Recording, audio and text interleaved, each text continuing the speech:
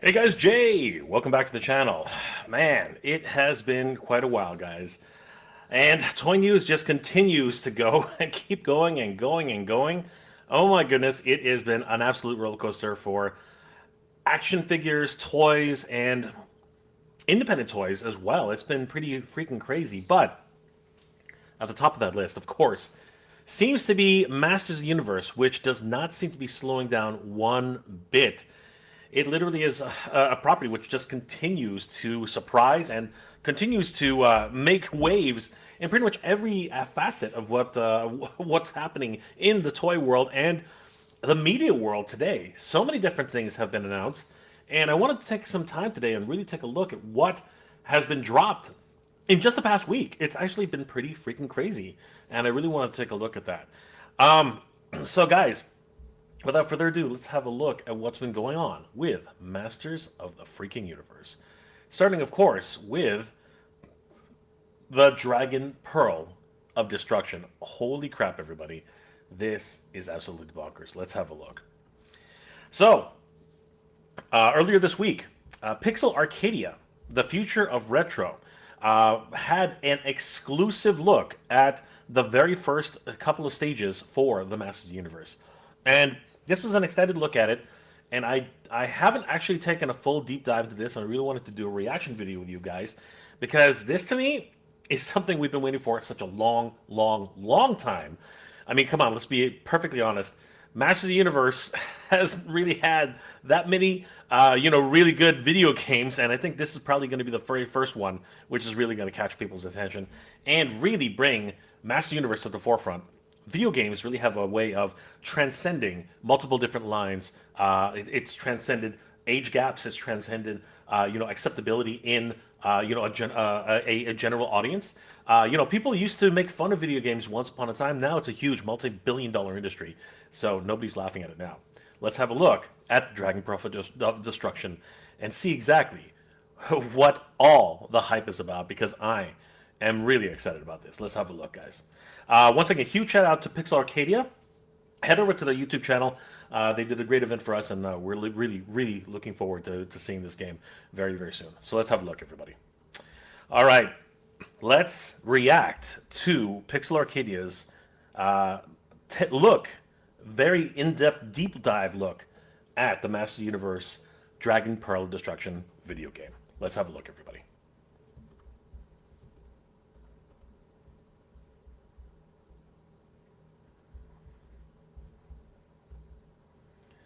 All right, let's have a look at this, guys.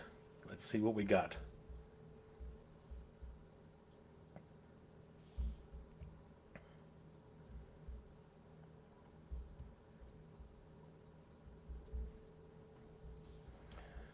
Here we go.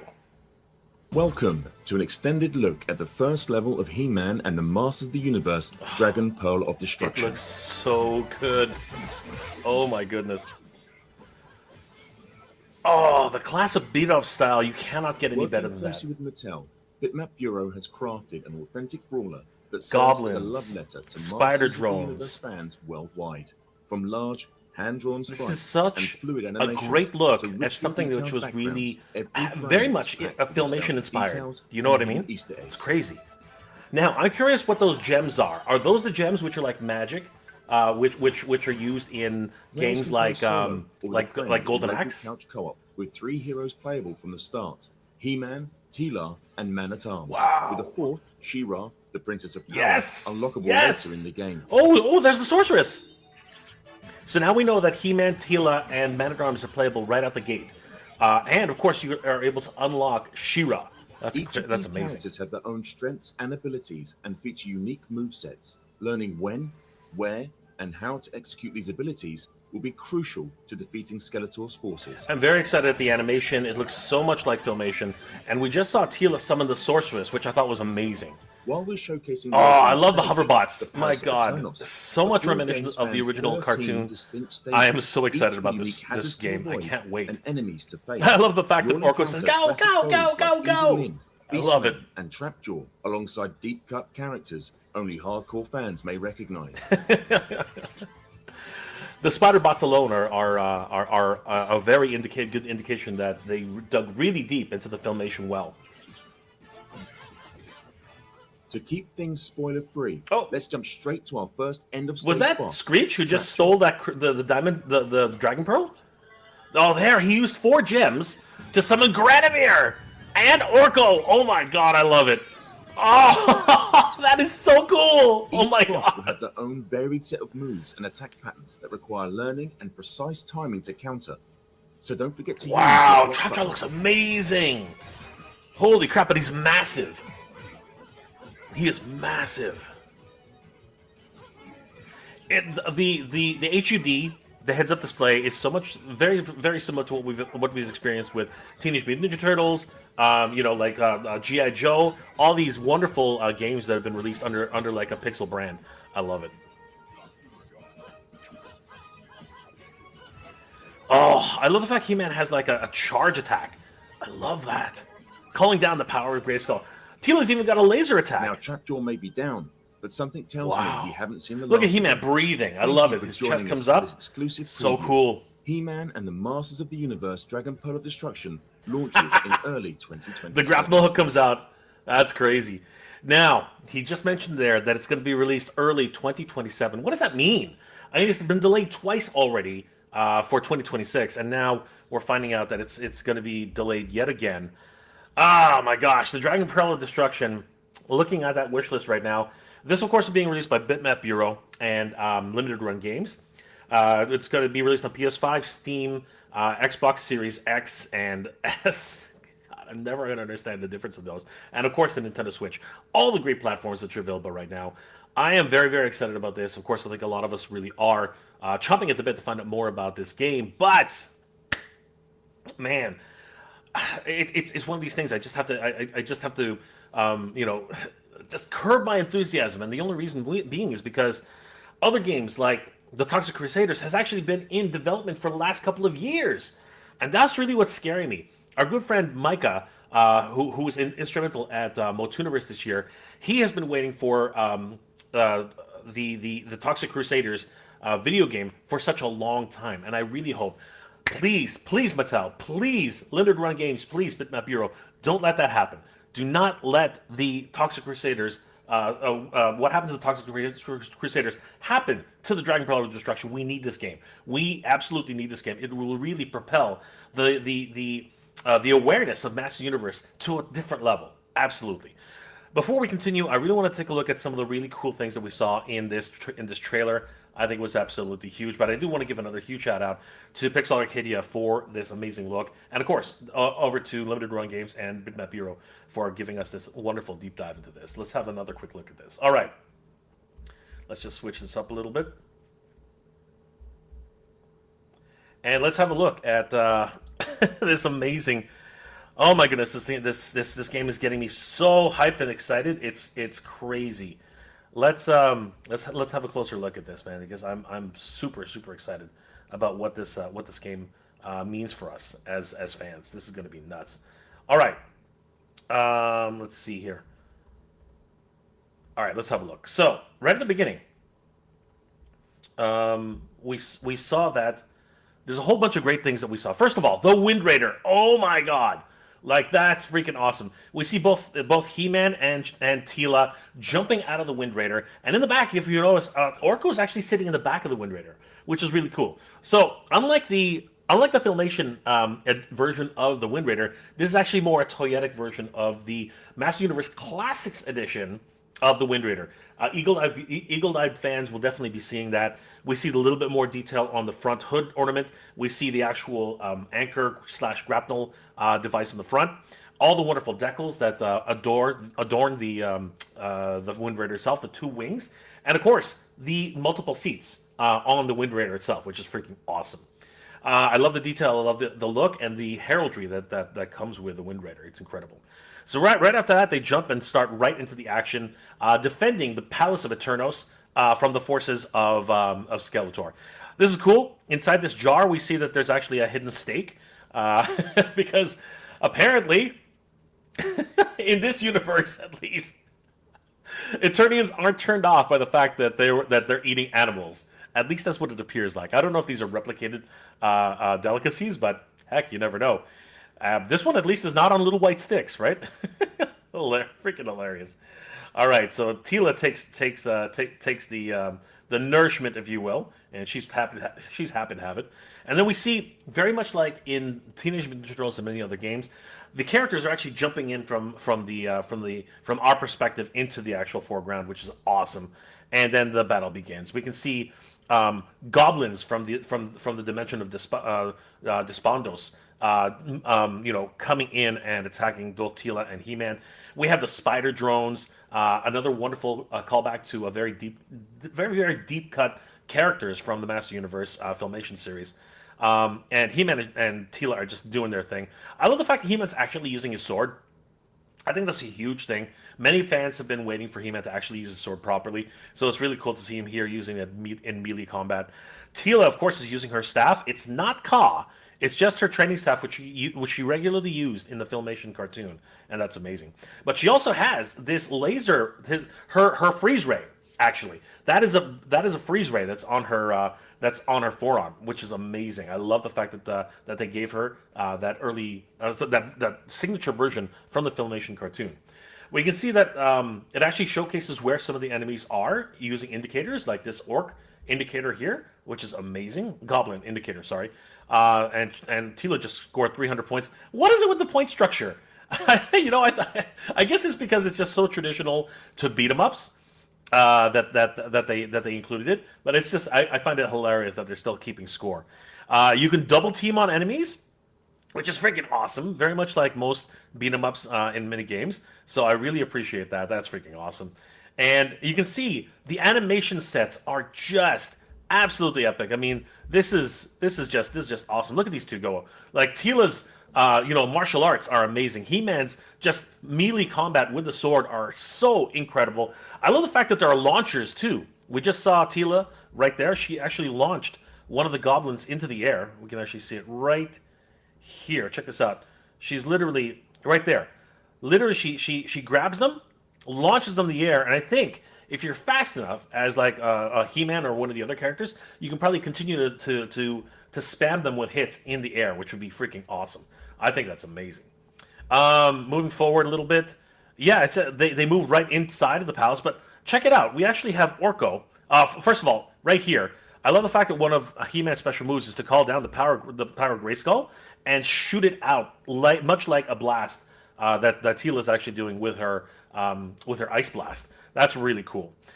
We've never actually seen He-Man do that, other than bestowing power on Battle Cat and other small scenes in Filmation, but it's really cool to see him using it as an actual weapon here in the game. This is neat. The actual doors open to the next level, and Orko is actually directing you where to go. I think that's a really cool touch. Inside the Palace of Eternos, we see a number of different ornaments. This chest, which has a bit of snake heraldry. Is that Ka? There is some sort of like a religious aspect to the snake goddess, if you will, and I really appreciate the fact that they're reincorporating that into this game, which is awesome. Inside there are a couple of gems which are used for magic summoning, and He-Man basically scarfs those up as quickly as he can, leaving a couple for Tila. What a nice guy! And then they continue their melee combat. You can see the points actually being rewarded as they strike each of the enemies. I think that's really, really cool. And you actually see in the bottom corner right there that the hit counter is actually right at the bottom left-hand corner or the bottom right-hand corner, depending on who you're playing with, which is neat too. I love the overall backgrounds and the design. It's really so reminiscent of Filmation, and it's just so incredible. And here we actually get a wonderful treat where Tila actually summons her mother, the sorceress, using the 4 and 5 gems. It took 5 gems to summon the sorceress, but it's a room clearing attack. Does not necessarily kill everybody in the room, as we can see the spider drones still survived. But it took away a really big amount a high amount of damage for each of the enemies that she was able to knock down, giving the characters a much needed respite for a moment, and then you can just continue to pummel the enemies as they move forward, which is awesome. As we move forward in the stage, I love the foreground elements, which basically are translucent, so they actually don't bother you, but really give you a sense of world building in this environment. I love it. I also love the crimson sky that's outside, which is very reminiscent of the way it looked in the show whenever you were in trouble. We also have a ham sandwich here, a gigantic freaking ham sandwich, which was hidden inside of a I guess it's a sculpture, and yeah, destroy everything, guys. Just destroy everything. You need to. I think it's a club sandwich, actually. Looking at it again, it's got the little cocktail umbrella. I love it. It doesn't look like Tina was too hungry there. She's a full life, and yep, the hover drones again. Wonderful enemies that really are so reminiscent of the Filmation show. I'm so excited to see these guys.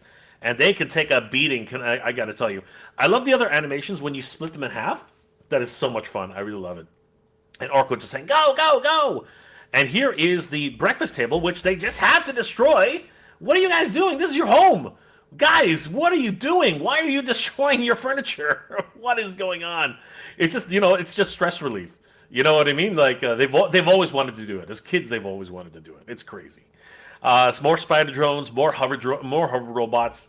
Oh man, it's just so much fun, and you can see the indicators telling you that enemies are just off screen, and I love that. That is so cool. Again, these little nods to the way '80s gameplay was, and they just continue to really give us those wonderful nostalgic feels.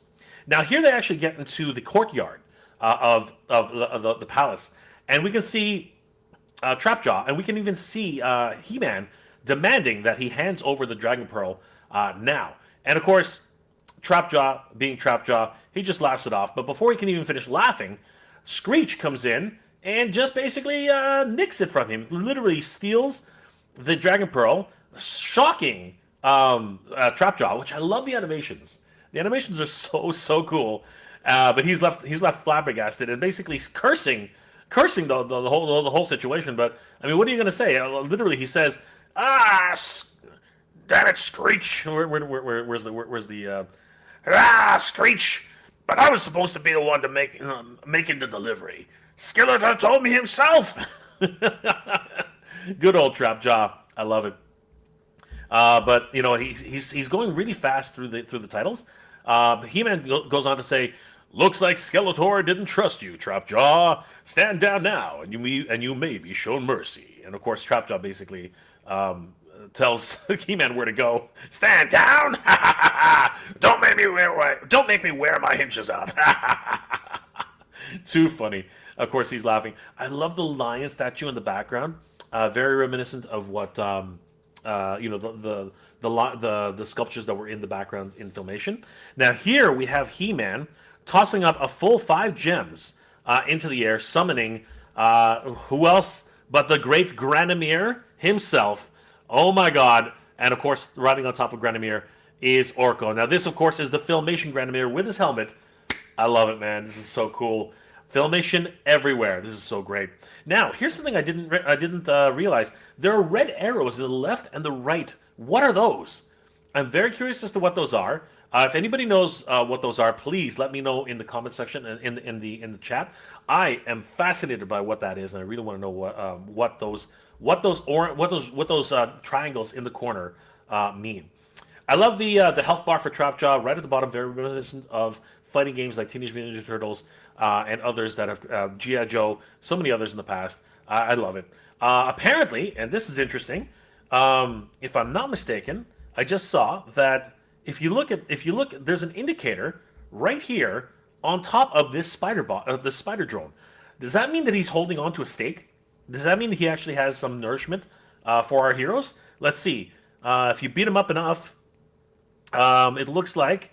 Well, actually, the level's over, so we couldn't find out if there was any stake inside of him. But still, an amazing look at this game, and I'm super excited. Again, He-Man calling to Trapjaw to surrender, and Trapjaw basically says, "This is only the beginning, He-Man." Uses his grapnel hook, signature to the toy.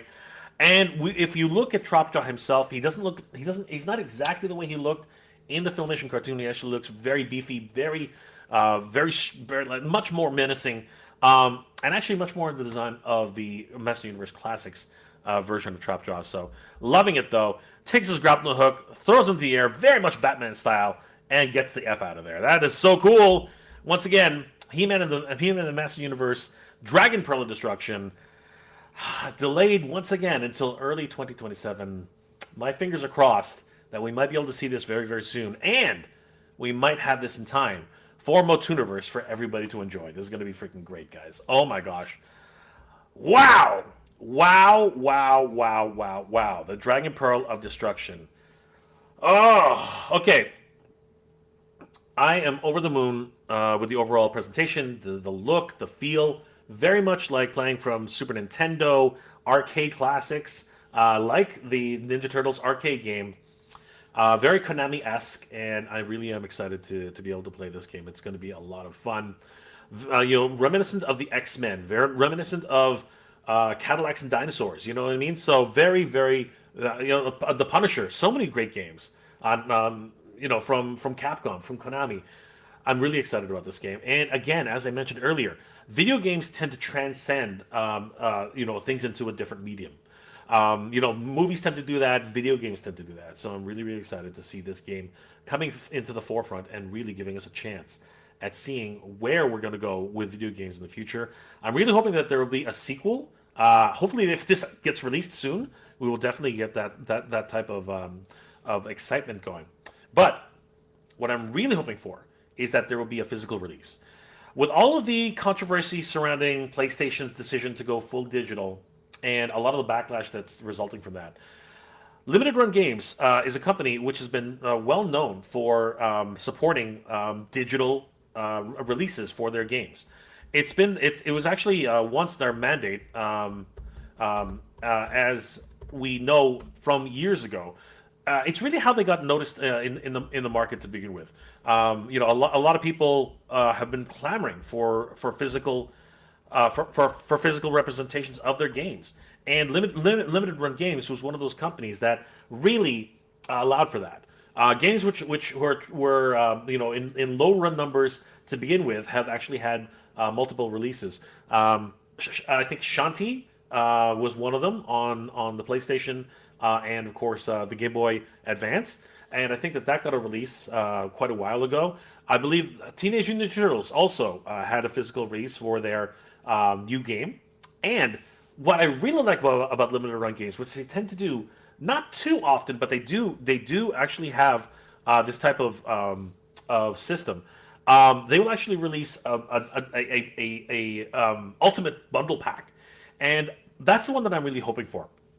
I'm hoping, much like they did for Ninja Turtles and the Revenge of Shredder, I'm hoping that they release a bundle pack with the physical game, whole bunch of goodies, like pins, buttons, maps, specialty artwork, little booklets that you can get. And with the Teenage Mutant Ninja Turtles release, they actually had a limited edition Shredder action figure, which was highlighted by Pixel Dan on his video. And that's something that I'm really, really hoping that we can get something from Mattel, because the other one is actually released by Playmates. I'm hoping Mattel actually includes a special edition, limited edition action figure, which really would bring this entire idea of Master Universe full circle from video games to toys. That would be absolutely epic. Now, those particular physical releases are not cheap. The video game alone on a physical release usually runs anywhere from $60 to $70, sometimes $80 to $90, because again, physical releases are rare these days. And on top of that, if you were to go for like a deluxe edition, with maybe some artwork, maybe some pins and some other collectibles, that usually runs anywhere between $90 to $120, maybe $150. And then when you get into the ultimate bundle packs, where it has downloadable codes, physical games, the like artwork, art books, pins, buttons, and of course, in what I'm hoping for is it's an action figure that can run you anywhere between $200 to $200 and $250, which is not outside the realm. But you can definitely see collectors like myself, Pixel Dan, the Mad Hatter, Toy Habits, all of us would be chomping at the bit to be able to grab one of those for absolute sure. I'm sure my good friend Carlos of the Badass Reviews and JP over at Thundercats Classics, they would definitely be on that too. So the sky's the limit for Master Universe and video games. So I'm really hoping to see where we go with the Dragon Pearl of Destruction. Guys, let me know in the comment section below, what are your thoughts about the Dragon Pearl of Destruction and its delay into 2027? Is this just 3 delays too many, and you guys are just basically like, when is this thing going to come out? Or everything comes to he who waits, and I have waited such a very long time for this video game. And are you willing to wait for it a little bit longer? Let me know those comments in the comment section below. And of course, let me know in the chat, guys. I'm really interested in finding out what your thoughts are. As a matter of fact, why don't we check in with the chat really quickly to find out what your thoughts are for the stream. Thank you guys for joining me this afternoon. It's a bit of a preemptive, unannounced stream. I'm taking this opportunity to actually try out a new streaming streaming channel that I'm actually creating. It's called JBand Streams. I hope you guys will follow me there. It's always great to see you guys, and I hope you guys will consider taking a look at that. Killamoney, what's up, Jay? How's it going? Good to see you, Killamoney. I hope you're doing well, my friend. MOTU Master, please, Mattel, please, yes, please, Mattel. We need this. We need this in our lives. Warren Newman, we've nearly got all the power. Nearly. Oh, guys, thank you again for joining me this afternoon. It's always a pleasure hanging out with you guys. So, if you guys are just tuning in, the Dragon Pearl of Destruction has been delayed one more time, and the release date is sometime in 2027. I'm hoping that we get to see this just in time for MOTUniverse, because that would be absolutely awesome. Can you see all of us playing this at MOTUniverse in 2027? Wouldn't that be stupendous? That's going to be awesome. But Masters of the Universe, yes indeed, Masters of the Universe continues to turn heads. As a matter of fact, to nobody's surprise, I'm not surprised. I think some people are probably surprised, but I'm not surprised. Sadly, the Masters of the Universe, I think I did that backwards. Let me try that again. Unfortunately, the Masters of the Universe did not do too well in the box office. As a matter of fact, by all accounts, it was a box office bomb. The movie itself did not reach expectations in terms of where it was supposed to land to even break even in terms of its overall budget. The movie itself, in my opinion, was great, but audiences were just not, interested in showing up for the premiere and for the movie in the theaters. However, things seem to be very, very different in the world of streaming, as Master Universe seems to be maybe changing the narrative now on the streaming platforms, because, man, I gotta tell you, things have really, really turned themselves on their heads in terms of streaming. Guys, as you know, Master Universe really was in the public consciousness in 2026. You could not watch YouTube, not even for a second, without seeing a Master Universe commercial for the movie. It was absolutely bonkers. And that narrative continued throughout much of 2026. People were just chomping at the bit to find out anything about Master Universe, what it was. Nicholas Galitzine, Camila Mendez, all these guys were really helping to push forward the Master Universe movie, and it really did show that Mattel was also behind the Master Universe movie 100%. It really was poised to be something truly special in 2026. Sadly, it did not meet the expectations.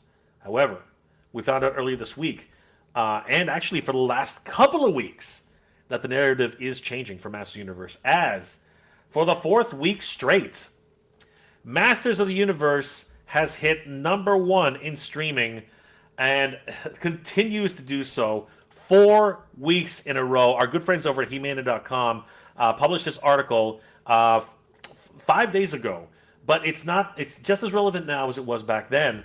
4 weeks in a row, officially #1 worldwide, Prime Video. This is freaking crazy. Amazon officially recognizes Master Universe as their #1 movie worldwide on Prime Video for its 4th consecutive week. And this is giving a lot of speculation as to the possible sequel, which has been teased and talked about multiple times by multiple different sources. And Collider is also echoing these sentiments. Master Universe Prime debut secures 1.1 billion minutes of watch time. This is freaking crazy, everybody. 1.1 billion views. Billion watch time minutes. It goes on to say in this Instagram post from Collider magazine, Master Universe may have found a second life on Prime Video. The $170 million film earned just $114 million worldwide during its theatrical run, which is absolutely horrible. It really is. It's really unfortunate that not enough people went out to see this movie. But life goes on for Master Universe. Its streaming debut tells a very different story. According to Nielsen, Nielsen, I guess it's a stats company, I guess. Masters of the Universe debuted at #1 on Prime Video during its first week with a massive 1.1 billion minutes watched. And that was only week 1. Imagine where we are now in week number 4. Freaking crazy. And furthering to that, Covered Geekly is the one really championing this, and I gotta say, I'm on board with this idea. They mentioned that Master of the Universe 2 is looking more likely as it debuts at #1 of all streaming platforms, not just Amazon Prime, on all of streaming. This is crazy. Covered Geekly goes on to say that the live-action Master Universe is soaring on streaming and has already pulled over 1 billion minutes of watch time in its first week alone. It has also debuted at #1 across all of streaming charts during this debut track week, according to Nielsen. I'm pretty sure that they're a stats collection company. The sequel is looking much more likely now as digital sales and streaming numbers are also used by studios to evaluate the success of a film. Our fingers are all crossed. This is incredible news, guys. But I hate to be the Debbie Downer in this situation, but we do have to take a step back. We do have to take a step back, okay?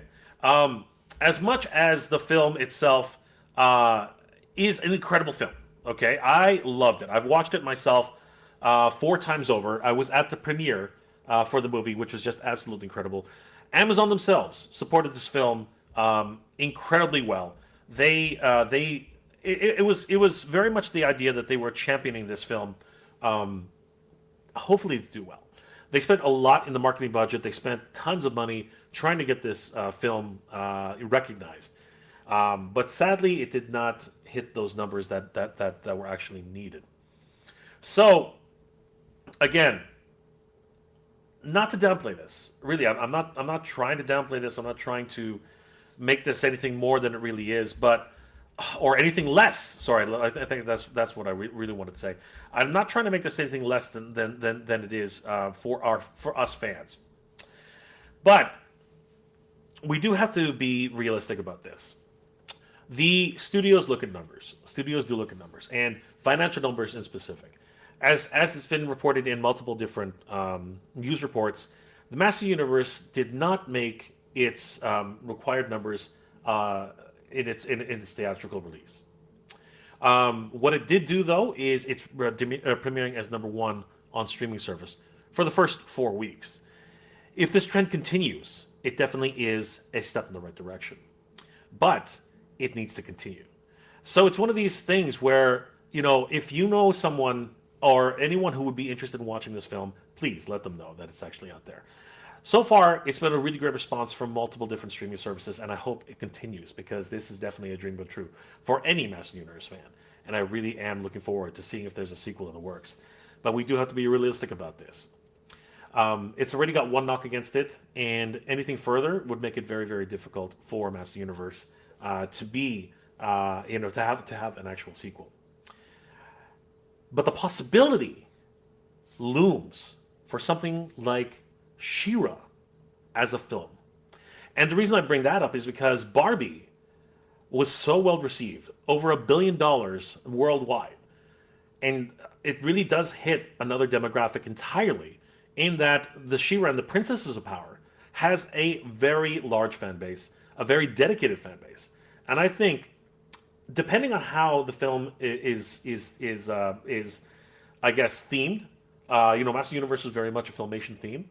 I think that there is a very sweet spot where Filmation and the Princess of Power can actually live harmoniously together. But it will be an interesting situation because as we know, DreamWorks actually has the license for the movie rights for She-Ra, Princess of Power. So how that even would be developed is going to be an interesting, a story to tell. As a matter of fact, spoilers ahead. If you haven't already seen Master Universe, please go see it. But in 3, 2, 1, we did know that She-Ra did appear in the Master Universe as a bonus end cutscene. I don't know how they made that work, but she did appear there. So does this mean that this was always part of the plan? I am really eager to find out, and I hope you guys are too, because this is definitely one which I want 100% and really am hoping and dreaming that it's actually possible. And thanks to streaming, it's on the right trajectory. But let me know your comments in the comment section below, guys. What are your thoughts about Master Universe debuting as #1 on streaming platforms worldwide? Do you think this is enough to actually get a sequel? And will we actually see Master Universe 2 anytime soon? Or do you think that this just isn't enough, and honestly, it's more likely that there will be a She-Ra movie in the works, literally leapfrogging Master Universe as a sequel and right into the Princess of Power? Let me know those comments in the comment section below. And of course, guys, here in the comment section, I would in the chat, I would really love to hear from you guys, because this one is definitely going to be one that's tugging at all of our heartstrings. This is going to be crazy.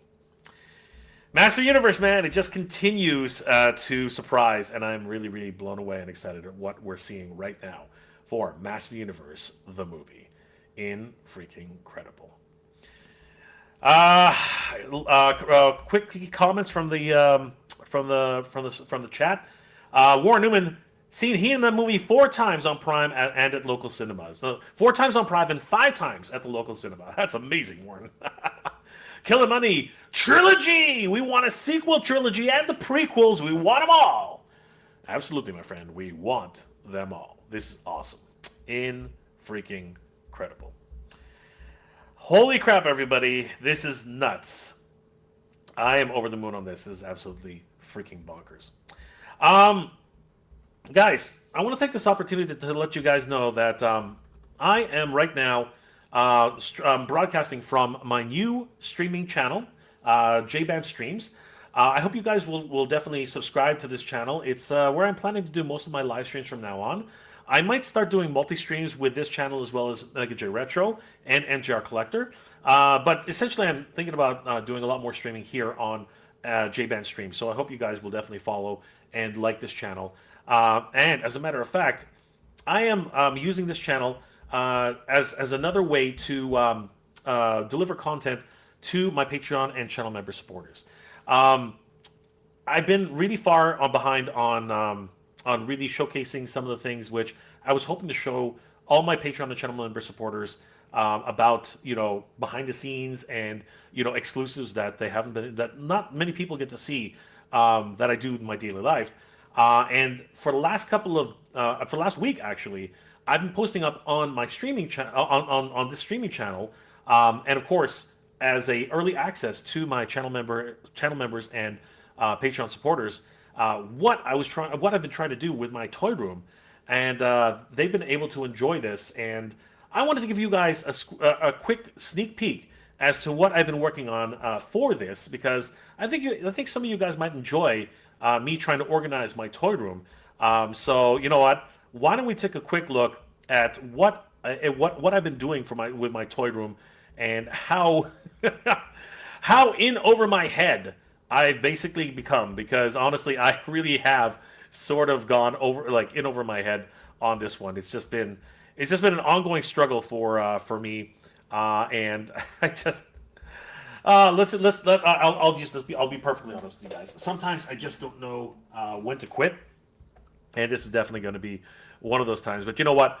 Why don't we have a quick look at what I've been up to on that front, because I think you guys might enjoy taking a look at what happens behind the scenes here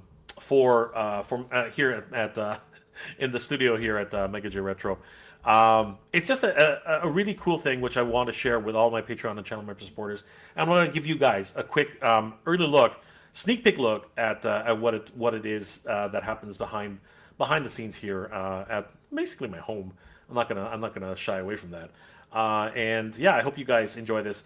This particular episode will actually be going live a little later this afternoon. I want to give a huge shout out to all my I Patreon. want to give you guys a sneak peek about what I've been working on, and how you guys might be able to support the channel if you guys are interested on my Patreon and of course as a channel member. I appreciate all you guys and everything you guys do. You guys are the best. And without further ado, guys, let's have a quick look at what it's like behind the scenes here at Mega J Retro. Let's have a look, everybody.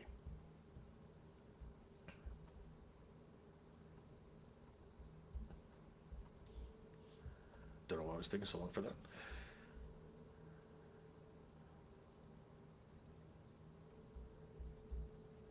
I want to give a huge shout out to all my Patreon and channel member supporters. You guys are the best. Thank you so much for your support, guys. It really means a lot and really helps the channel to keep growing.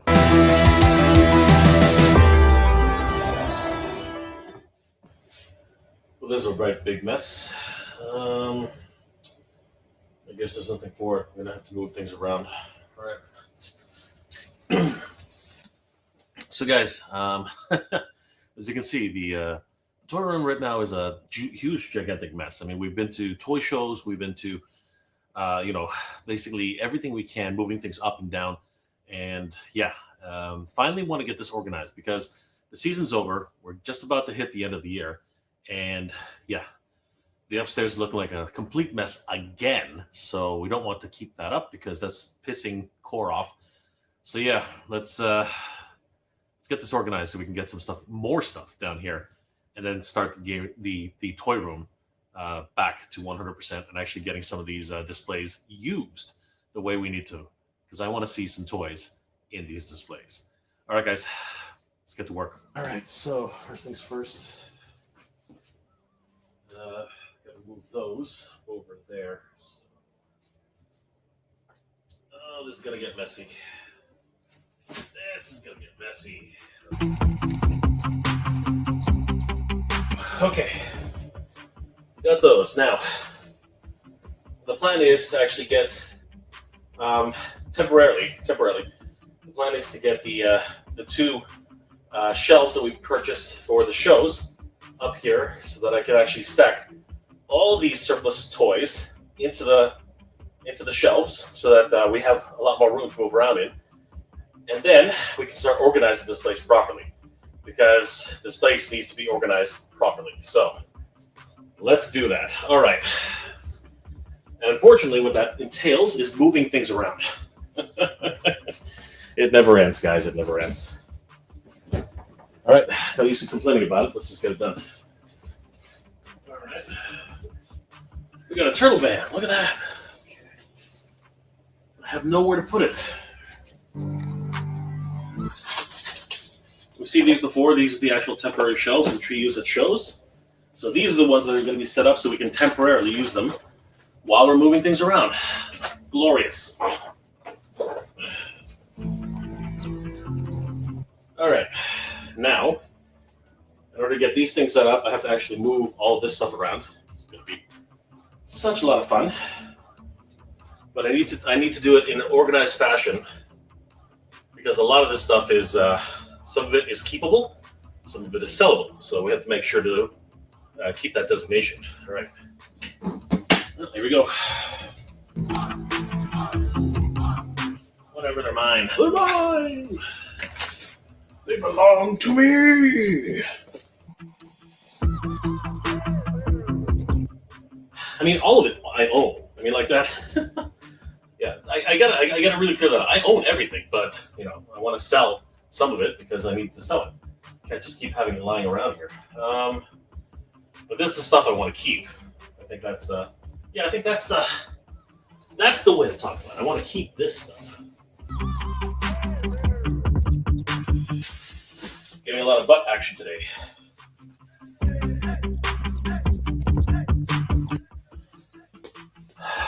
Okay, so the plan is to build the cabinets up there like that. So the two of them there, and we're gonna put all the surplus toys onto that cabinet so we have more room to walk around in. Like, you know, that would be a really good idea, right? Okay, let's do it. And while I'm at it, I'm gonna raise the roof. I'm gonna raise the. There we go, and we can see.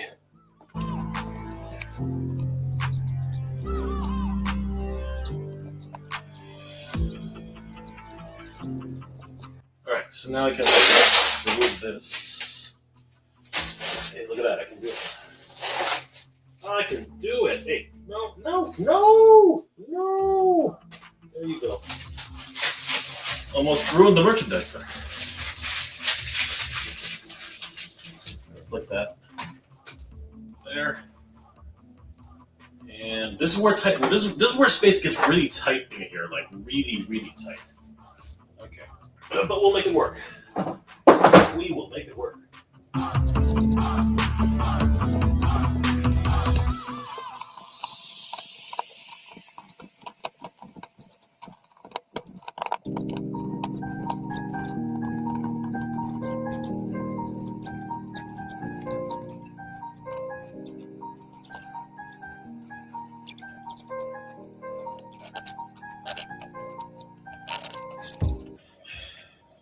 And then, of course, there's the last one, which is the biggest pain in the ass because I always have a tough time. Come on, let go. Come on.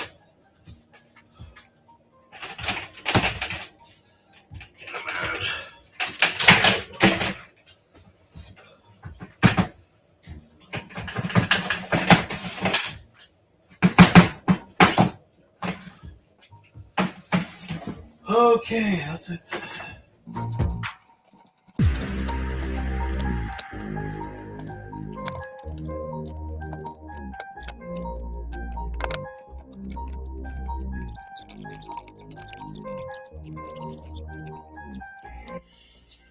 All right, so now comes the fun part. We get to stack this stuff. Let's do it.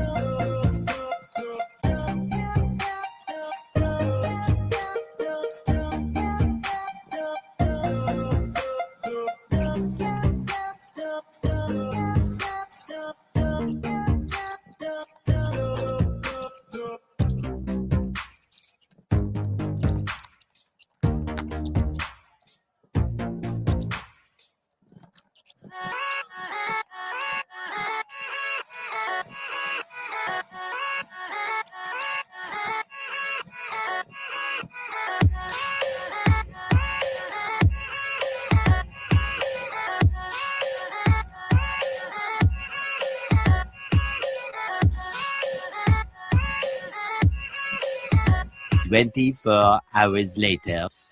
All right, so I was wrapping up yesterday, but the camera died pretty much right at the end, so I stopped. Gotta get the last few pieces out of that box down there, and then we're going to try something stupid. All right, wish me luck.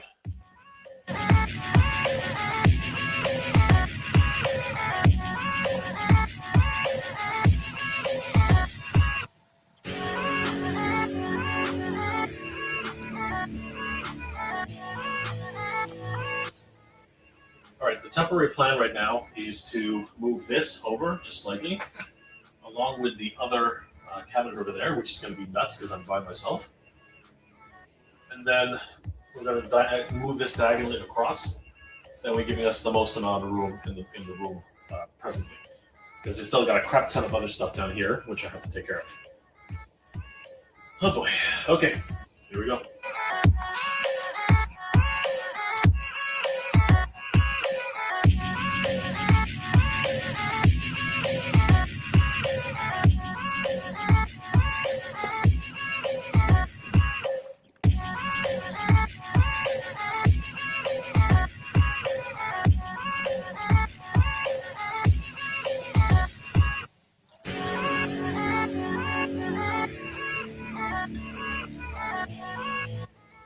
All right. Let's try and clear out this little bit, and then we'll have to figure out what else to do the next day. All right. Here we go.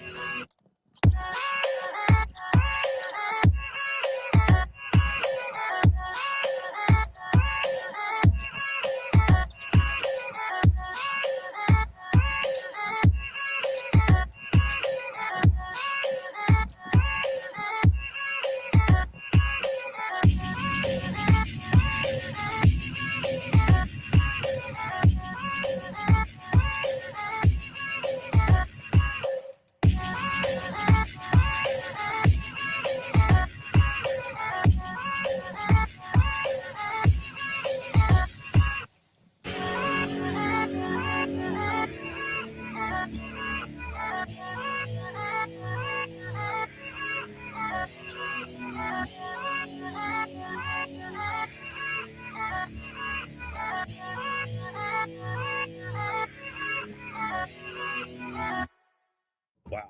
Okay. That took forever. Oh my gosh. I got to tell you, I wasn't expecting that to take 2 days to finish. But, I mean, just look at the before and the after. I mean, the room was an absolute mess. It's crazy. I'm trying to get this thing organized.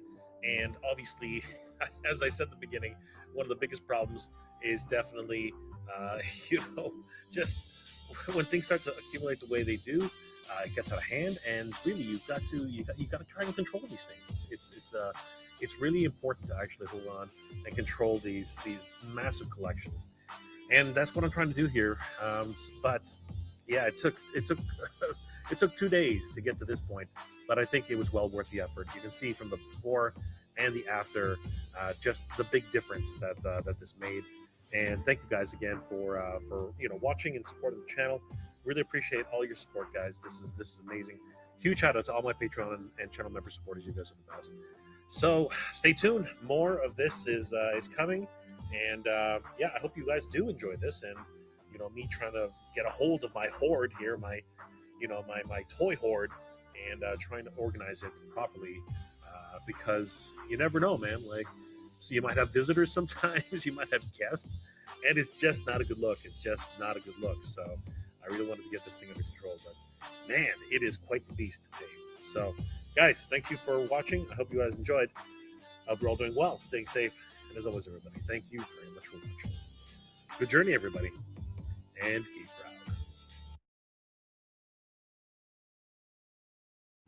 Guys, I hope you enjoyed that segment. Those will be I'll be putting those up here on JBand streams periodically.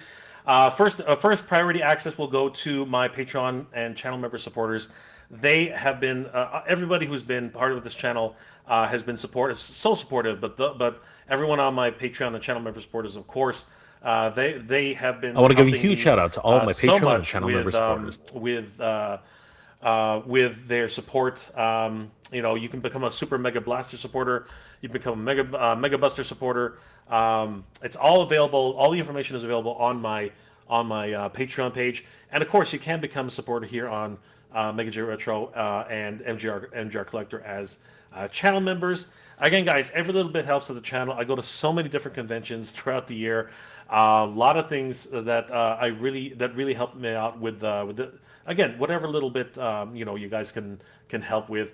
It's not it's not something that I'm telling everybody that you have to do. Of course, the channel is always free. You guys are always welcome to continue watching and subscribing. Subscribing is the biggest thing, guys. But of course, everyone who was able to help the channel a little bit extra, I really do appreciate it. You guys are the best. Guys, thank you so much for taking a look at that. I hope you guys enjoyed my look, a little bit of behind the scenes about what happens here on Mega J Retro. It's not all roses and sunshine here, guys. I mean, we do a lot of other things. The collection just gets out of hand so quickly, so I have to take the opportunity to try and clean up once in a while. I mean, look behind me. It's still a freaking gigantic mess. So you guys know that that things are just absolutely going bonkers these days. But I hope you guys enjoyed that. And of course, if you were interested in following this channel here, Mega J Streams, you can follow my journey on building my ultimate toy room little by little, and eventually having to move this stuff because it took a lot of time and effort to actually move all this stuff from one location to another. So I hope you guys will enjoy that journey. Getting back to it, the Master Universe, man, the Masters of the Universe are just killing it in every single way possible. They're in movies, they're in video games, and now they're going into freaking card games, guys. Holy crap. Can you believe it? Masters of the Universe is going into card games. I cannot believe it. Oh my gosh. Wizards of the Coast, everybody. Wizards of the freaking Coast, the creators of Magic the Gathering, announced earlier this week that their Secret Lair new card game and the Masters of the Universe have just announced the most powerful super drop in the freaking universe. Oh my god. Oh my god, oh my god, oh my god. This is crazy, everybody. This is absolutely bonkers. Now, you guys know that I am a huge fan of artwork for Master Universe. Whether it's filmation, whether it's the mini comics, whether it's the backing card artwork, whether it's the box art, anything to do with Master Universe, to me, is absolutely just gorgeous. And you know what? This truly is an accumulation of everything that I've ever dreamed of in terms of Master Universe artwork. This is just incredible. Master Universe, of course, has had a long history with artwork for everything, as I just mentioned. I mean, starting all the way back in the day with the mini comics, Alfredo Alcala and some of the incredible artwork that he was able to create for Master Universe once upon a time. A lot of people were hoping that the Master Universe movie would reflect that type of style from Alfredo Alcala and be more dark and gritty and fantastic. Of course, it went more into filmation, which in and of itself has a wonderful art style. But some of the most iconic artwork definitely comes from the box art, from the packaging designs, from the backing card artwork. I mean, we have so many great creators like Rudy Obrero, who was a guest over at MOTUniverse this year.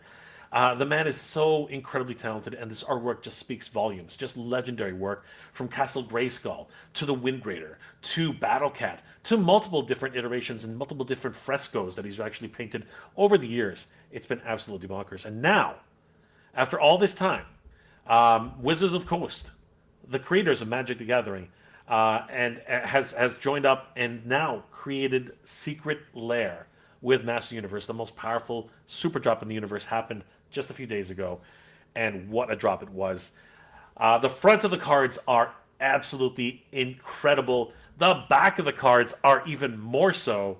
Guys, this is definitely something to be celebrated, and I want to take a quick deep dive into a few of the cards that were actually showcased on this announcement. And I really wanted to dive deep into this because this is definitely something which, as a fan of artwork in general, this definitely has literally blown my mind, and I really wanted to take a look at this. This is crazy. Starting with the article itself on Magic Wizards of the Coast, magic.wizards.com. They dropped this press release on August 24th, 2026. Secret Lair, the most powerful super drop in the universe. This was posted by Wizards of the Coast on August 24th, 2026. The forces of evil wage war on Eternia. Prepare to seize unimaginable power and lay claim to to Castle Grayskull. But these heroes, nay, these masters of the universe, stand against them. You can rally alongside the battle-ready champions of Grayskull when the most powerful super drop of the universe releases on September 14th, 2026, just in time for MOTU Fest. Can you freaking believe that? Available only on MagicSecretLair.com. Uncover fabulous secret powers, enact evil alongside Skeletor while super drops arrive. The choice is yours. And I love the fact that the first card that they showcase here on this announcement was the Swan Song. Throwing my head back. I love it. This is awesome. This card has an instant cast, counter target enchantments, instant or sorcery spell. Its controller creates a 2/2 bluebird creature token with flying. Even the strongest voice in the universe needs to be heard. This is awesome. I love the fact that they also credit all of the artists who worked on these cards. This one was actually created by Tyler Wapool. And of course, you can see copyright Mattel and Wizards of the Coast. Freaking awesome. Now, it has been ages since I played any sort of Magic the Gathering game. Once upon a freaking time, I used to play this actual what's it called? This trading card game.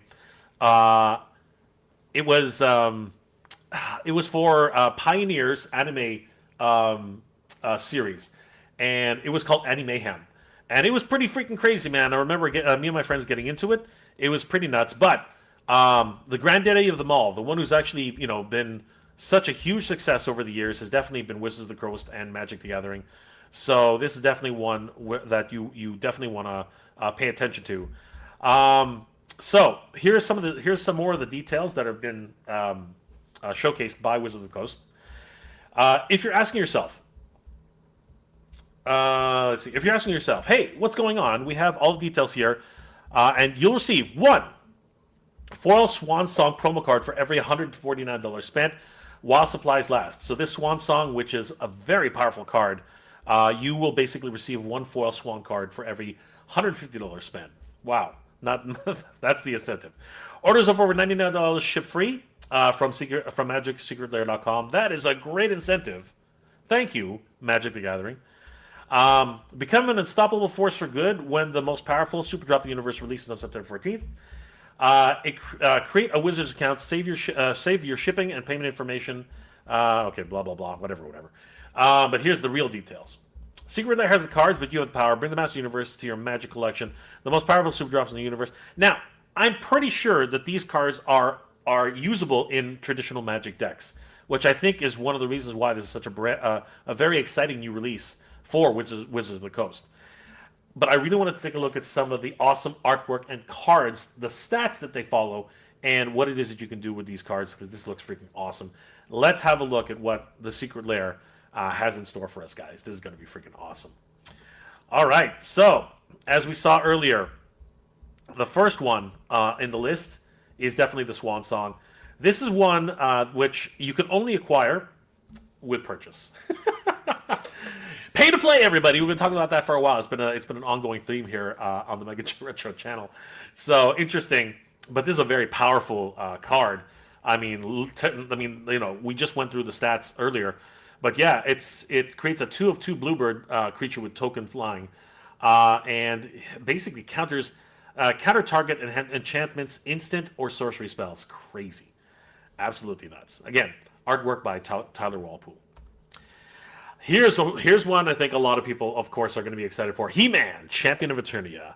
Wintona, Joiner of Forces. We can see some of the powers that it has here in the upper right-hand corner. This is a legendary creature, Human Warrior. Whenever a non-human creature you control attacks, you look at the top of the 6 cards of your library. You may put a human creature card from among them onto the battlefield, tapped and attacking. It gains indestructible. It gains indestructible until the end of the turn. Put the rest of the cards on your bottom of your library in a random order. Wow, 4 of 4. Artwork by Alex Horley Orlandelli. I apologize if I'm screwing up that name. Very, very cool. Of course, the artwork. Huge shout out to Alex. Freaking incredible. I love it. This is, again, very much almost in the style, almost in an Alcala type of style. You know what I mean? Looking very brutish. Notably, though, he does not have the Cordite Cross. He has the new He-Man H. Fascinating. Freaking crazy. All right, let's take a look at the next one. Crackle with Power. Wow. So this falls under sorcery. Crackle with Power deals 5 times X damage to each group up to X targets. Wow. By the power of Grayskull, I have the power. Quote by He-Man. The artwork here was done by Chris Seaman. And man, this looks awesome. Of course, He-Man holding up the power sword aloft with Zor in the background along with Castle Grayskull looming in the back. Freaking incredible. Very, very much Filmation inspired. But then there's He-Man again with the H, not the Cordite Cross. Fascinating. But I love the electricity. I love the hair just sweeping in the wind. The furry loincloth, the whole 9 yards. I love it. So cool. Freaking awesome. Orko, the Trollin Magician. Delina, Wild Mage. Legendary creature, the Elf Shaman. Whenever Orko attacks, choose target creature you control, then roll a d20. 1 to 14, create a tapped and attacking token that's a copy of the creature, except it's not a legendary, and it has an end of combat. Exile this token. If you roll a 15 through 20, you create one of those tokens. You may roll again. Wow, this one is a 3 of 2, and the artwork has been done by David Robert Hovey. I hope I'm pronouncing that right. I love this artwork, very much Filmation style, and of course, little casting hands, little jazz hands. I love it. So cool. Oh, here he is. Here he is, Man-at-Arms Duncan, the master tactician. Bruenor,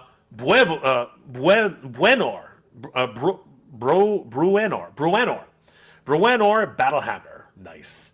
Legendary creature, the Dwarf Warrior. I didn't know that. I didn't know. I didn't know Duncan was a dwarf. Duncan's a dwarf? Come on, guys. Oh my gosh. I know that these are classes in Wizards in Magic the Gathering. I know they're classes, but come on, guys. Come on. Each creature you control gets a 2++0 for each equipment attached to it. You would pay 0 rather than pay the equip cost for the first equip ability you activate for each turn. Title of Man-at-Arms is earned through service, not inherited by name. Absolutely awesome.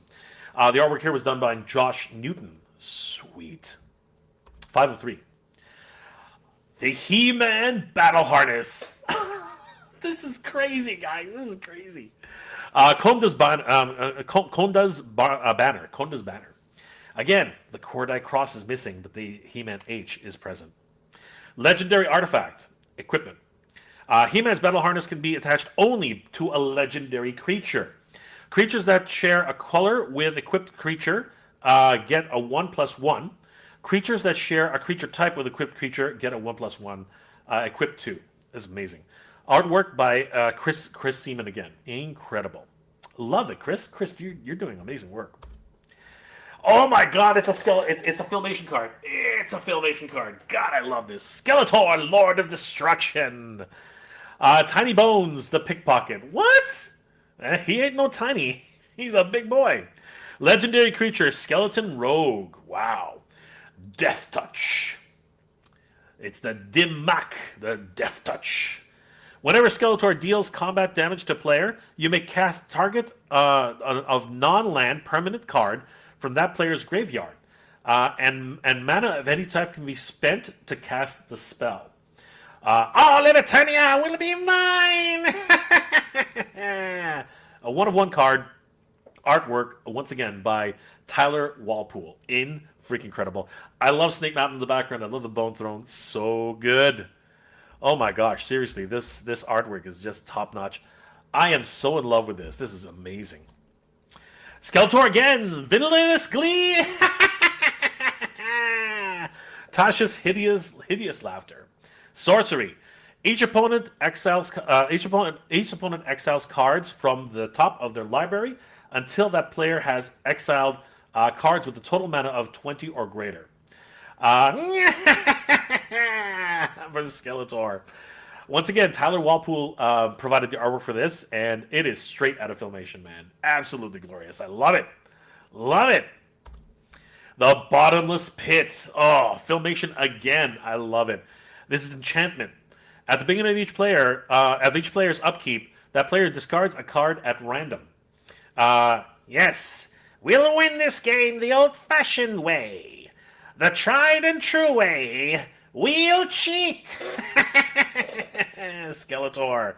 Tyler Walpool, once again, is killing it. Absolutely freaking bonkers. This is amazing.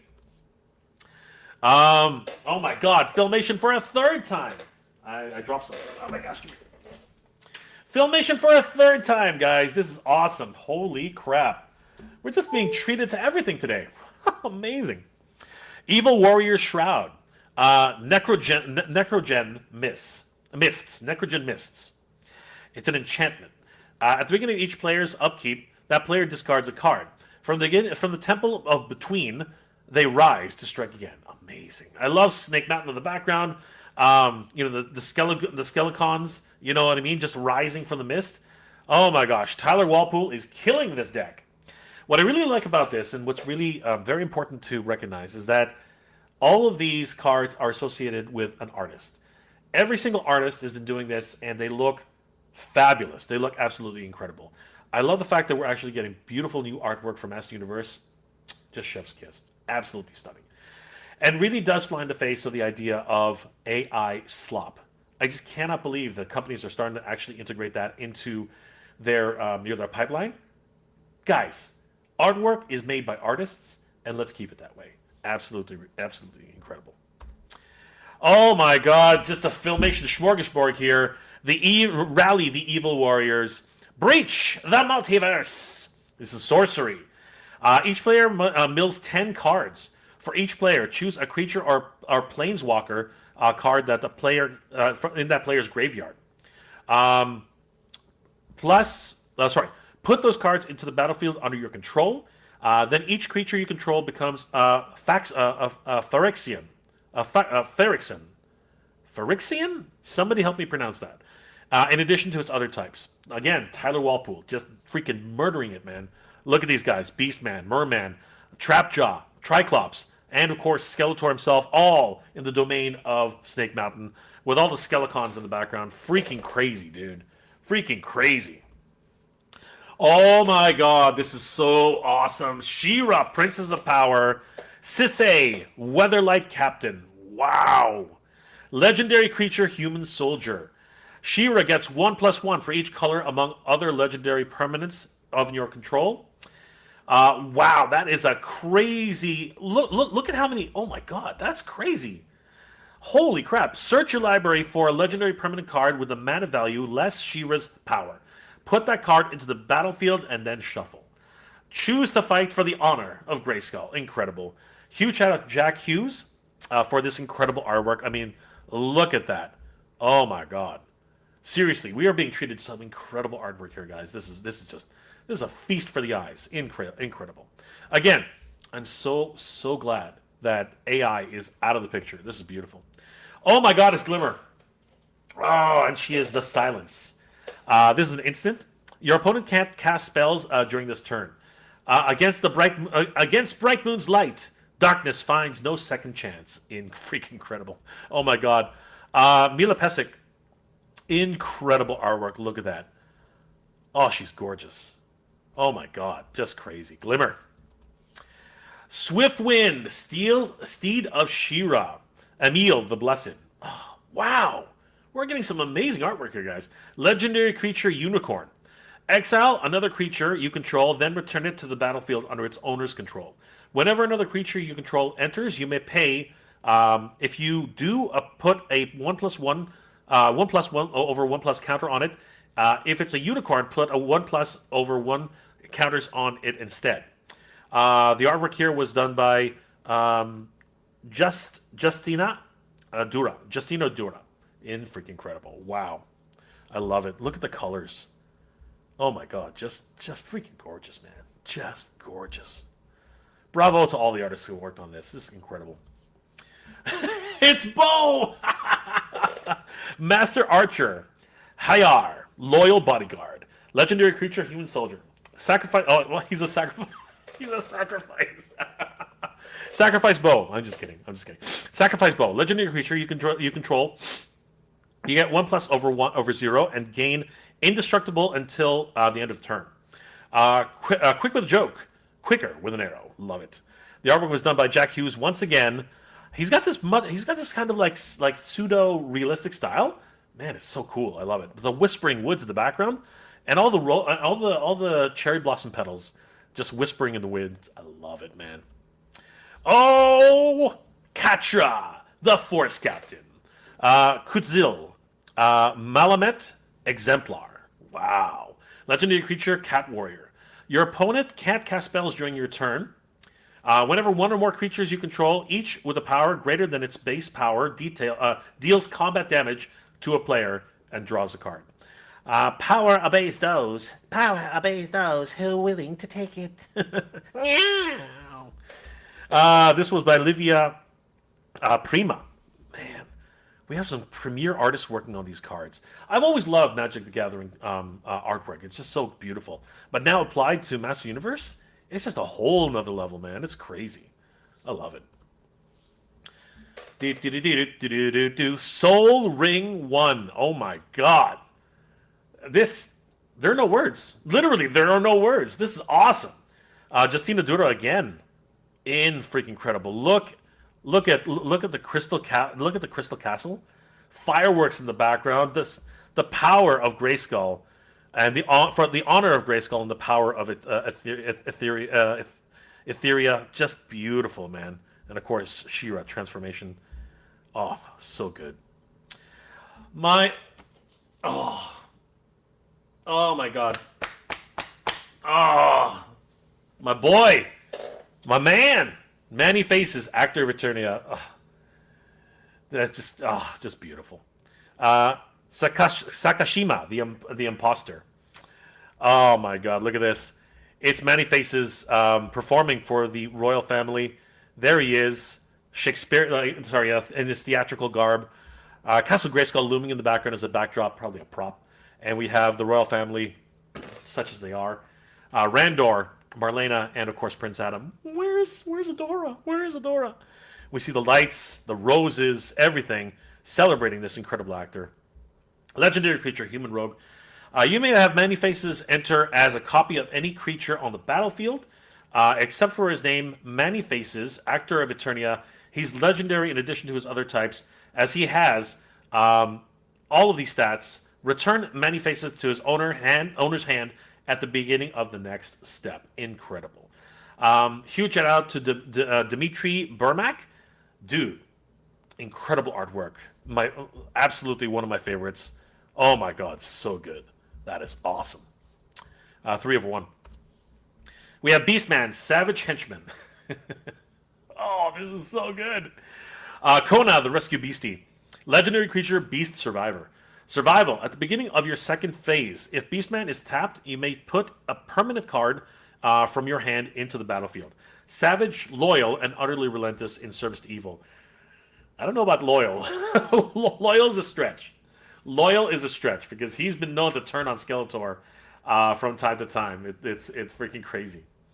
Artwork by Alex Horley Orlandelli. I apologize if I'm screwing up these names, but the artwork is top notch. I mean, look at again. Wizard of the Coast has some amazing artists working for them, man. It's just freaking beautiful artwork. I do have to mention actually, if you look at the inside the actual descriptions, you can actually see additional artwork in the background. There you see a Ram Man, two palace, multiple. I think that's Duncan, multiple palace guards, and Orko enjoying the performance as well. So yeah, keep an eye out for that, guys. Oh my God! Wow! Evil Lyn, evil warrior goddess, evil warrior sorceress. Maybe I gotta check. I gotta check the file card again. Evil warrior goddess. Hold on for a second, just really quick. Evil Lyn, 1982 toy. I'm just curious what it actually said on the. I'm curious what it actually said on the thing. Hold on. Yeah, damn it. I was expecting something else, but it is in fact. Oh, what the heck? It is in fact evil warrior goddess. Well, dang. I stand corrected.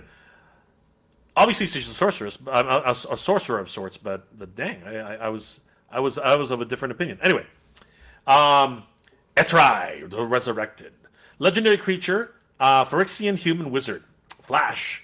When Evil Lyn enters, choose up to one counter target spell, activated ability or triggered ability. Its controller draws a card, destroys another target's creature or planeswalker. Its controller draws a card. Her magic enters only to her ambition. Correct. This was done by Benjamin Mara. Benjamin, I love what you've done. I love what you've done with her, really. But on, I know what you were going for. But dang, Two-Face, straight up Two-Face right there. And you know what? That's exactly her character. I love it. Great work, Benjamin. Awesome stuff. Sorceress, heroic guardian, Deveri, imperial tactician. Love it. Legendary creature, bird wizard. Flying. When the sorceress enters and whenever a creature you control deals combat damage to a player, you may tap or untap target permanent. Love the stats. Put the sorceress into the battlefield for the command zone. Artwork by Stephen Andrade.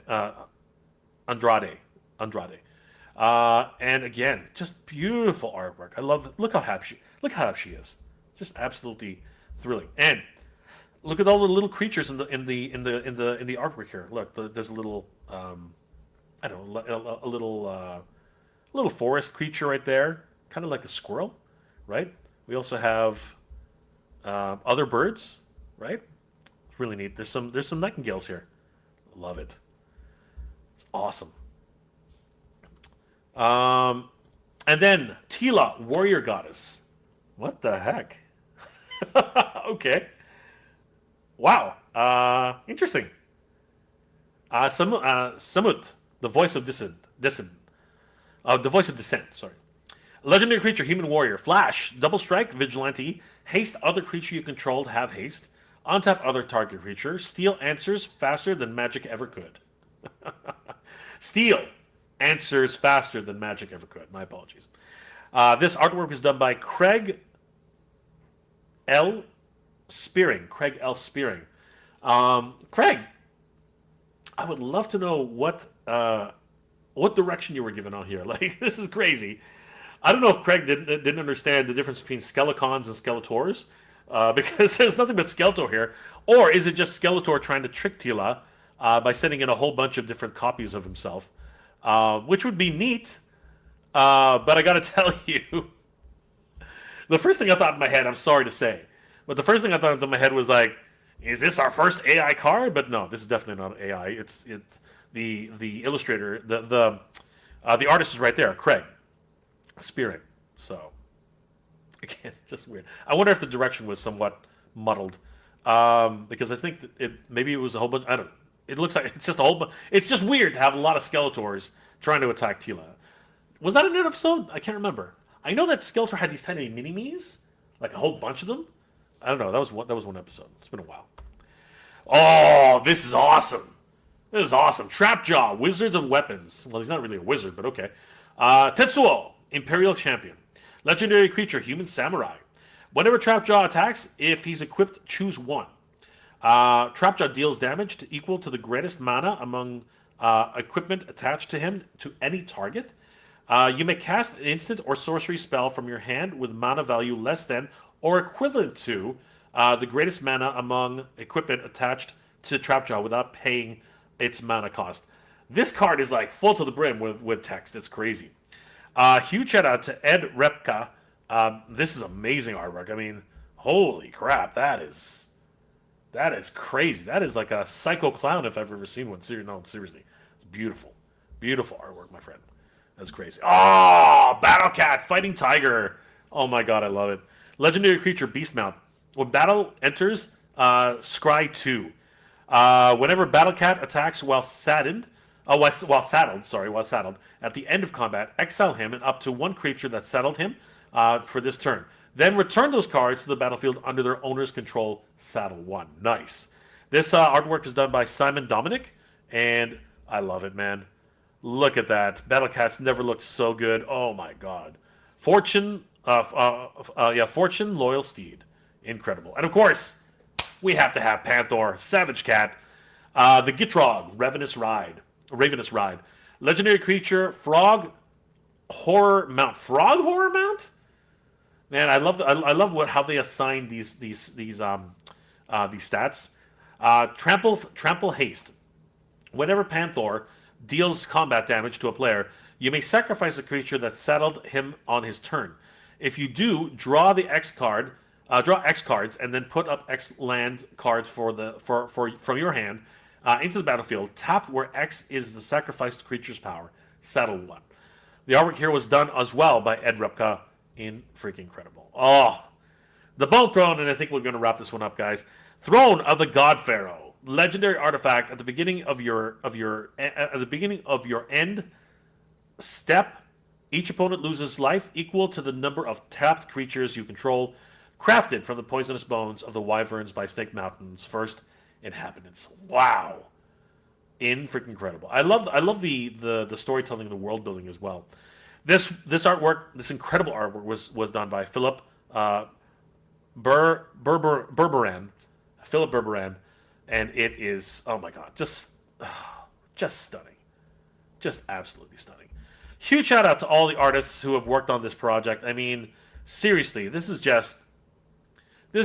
some legendary stuff that we're dealing here. The Sword of Power, the Command Tower, Castle Grayskull.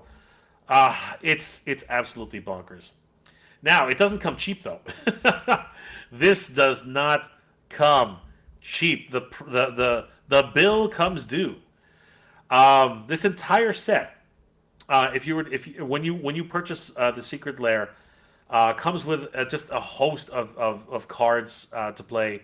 To add to your Magic the Gathering deck. If we take a look at the actual article again, we can see that this set. So here it is: the Master Universe Secret Lair, which are sold separately, right? Contents: 1x Fortune, Loyal Steed as Battle Cat, Fighting Tiger, 1 Grittog, Ravenous Ride, Panther, 1 Throne as Gold Pharaoh, Bone Throne, 1 Sword of War as Sword of Power, 1 Command Tower, double-sided. Non-foil is $29.99, and the foil is $39.99. So this particular set here, the what was it called? The Secret Lair Master Universe sold separately set is $39.99.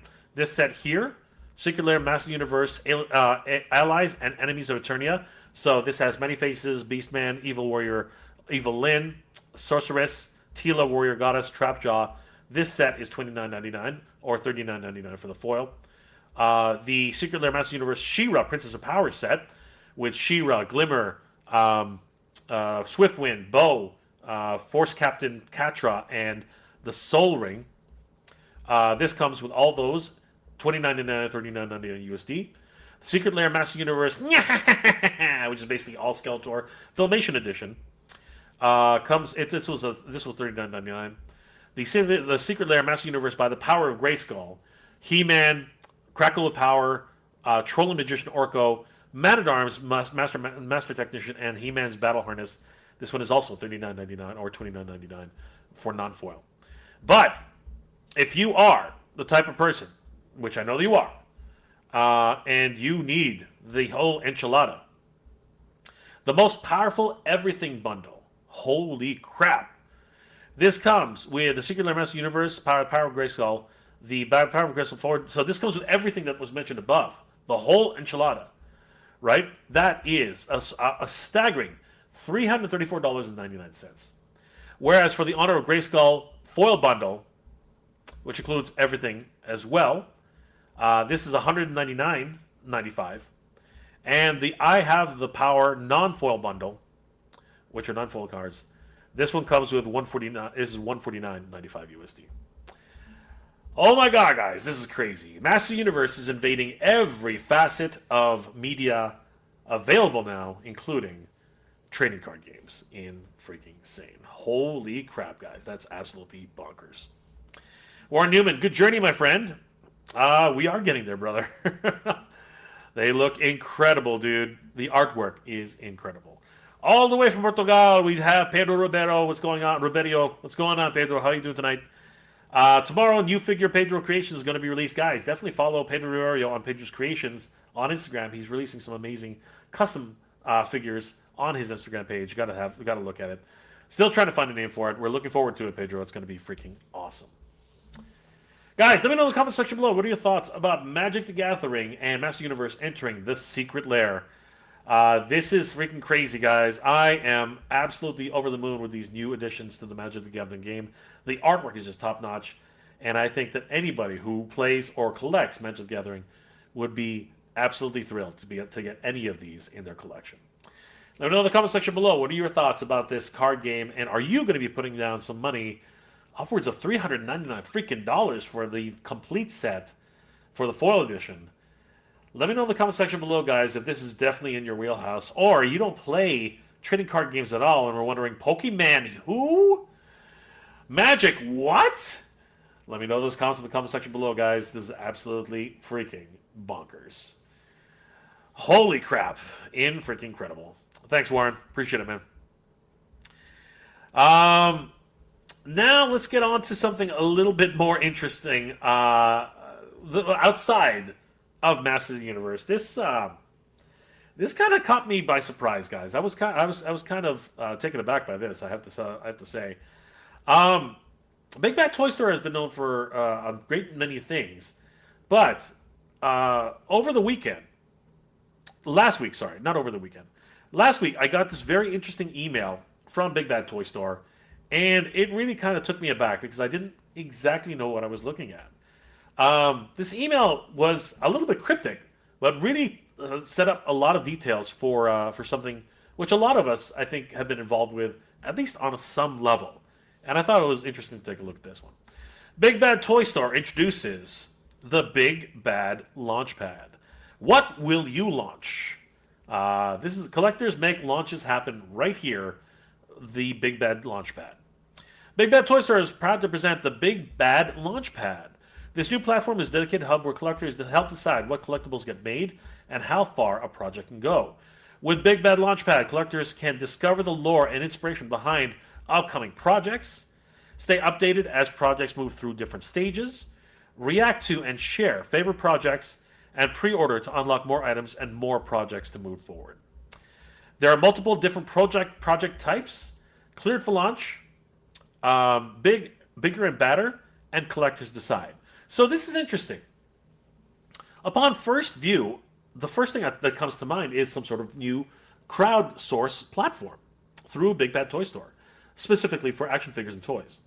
This is neat as they do have 3 different project types, and each one is interesting in its own right. Cleared for launch, the project has launched, pre-order, and follow for updates.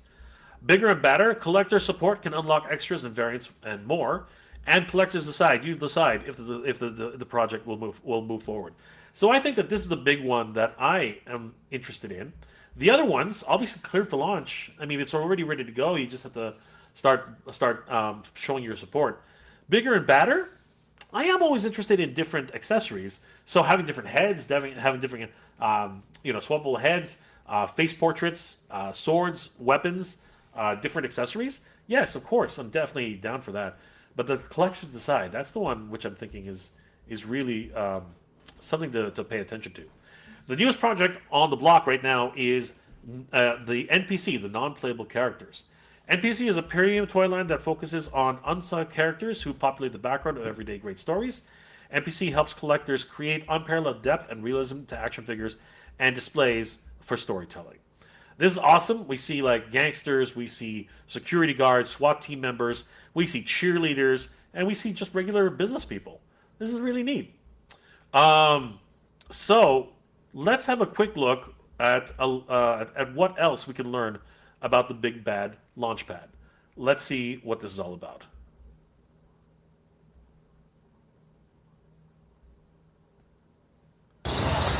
For years, someone else decided what got made, what got cleared for launch. But now, that call is yours. Introducing Big Bad Launchpad, where you help launch projects with the brands and creators you love. It's your voice. It's your vote. It only takes off when you say go. This isn't just a new feature. It's a new way to collect. Get a closer look at production updates. Follow every step. Give your reaction and show there's collector demand behind it. Unlock bonuses and add-ons along the way. Determine what takes flight. So fascinating. Let's take a closer look at this. How far it goes, that's up to you. Big Bad Launchpad. What will you launch? As interesting as that trailer is, I really need a little bit more explanation as to how this thing works. So let's take a look at exactly what we're looking at here. How to participate. All right. So first one: submit your reaction and follow the project. Receive behind-the-scenes updates and production milestones. Share reactions on a project using our reaction buttons. You can change your reaction as the project develops without impacting the launch plan. Hit the follow button to receive email notifications around project updates, unlock achievements and reminders before the launch window closes. It's still really ambiguous. I'm still not understanding. I guess we'd have to really take a look at a project. Share the project. Bring more awareness. Bring more collectors to Launchpad. Share the project with fellow collectors and help build momentum using the share button on the project page. The more collectors who join in, the faster the project can reach its funding goal. Interesting. So it is somewhat of a crowdfunding project, but I'm still confused as to how it actually works. Lock in your pre-order. Secure founder pricing. See, this is interesting. So what's founder? While the project launch window is open, reserve products from the project lineup and lock in exclusive founder pricing while the launch window is open. So founders get a lower price. For collectors decide projects, payment will only be collected if the project successfully reaches its funding goal. So it is a crowdfunding platform. So let's see how this actually works. Let's see what is active right now. So we have a few projects going on right now, current projects.